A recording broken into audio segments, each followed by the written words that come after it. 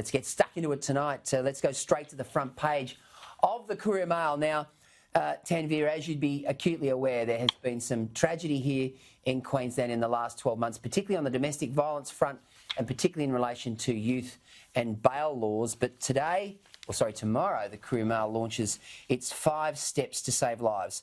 The changes needed to help bring an end to the senseless cycle of DV tragedy. The Courier Mail is today making a stand with the brave families affected by domestic violence and in memory of those lives lost at the hands of their murderous partners. On the eve of the anniversary of the shocking death of Hannah Clarke and her 3 children by her ex-partner, this newspaper is speaking up for the voiceless to demand change that will undoubtedly save lives in the future. Survivors and campaigners say 5 changes are needed to current laws. These steps are the introduction of coercive control legislation, increased domestic violence education for school children, a law permitting the disclosure of an offender's history to victims, changes to exclude DV killers from using provocation as a defence, and GPS trackers for repeat offenders. Tanveer, your thoughts?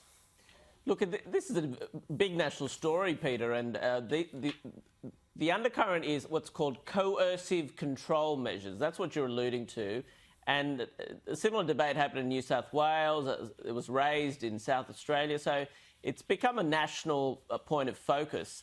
Now, look, I think there is some merit to it, but you've just got to be very careful it doesn't overstep. It can really start criminalising all manner of things, like discipline your kids, and having an ordinary argument with your partner can suddenly be criminalised.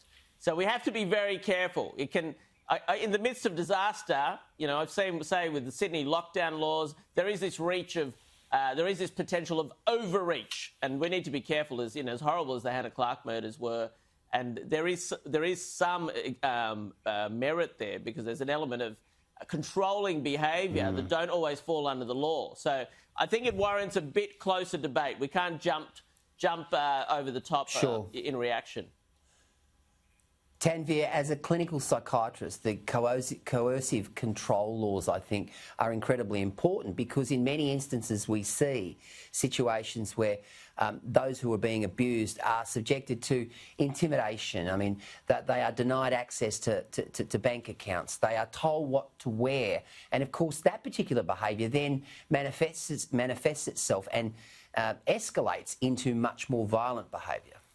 Look, you're absolutely right. You know, often you get this real isolation from the partner where, you can't see your friends, you don't get access to money. So I think those sort of things do have merit, but it's easy to overreach, and suddenly things that are part and parcel of negotiating a relationship can suddenly be criminised. So there's a way to go there, but there is some merit there.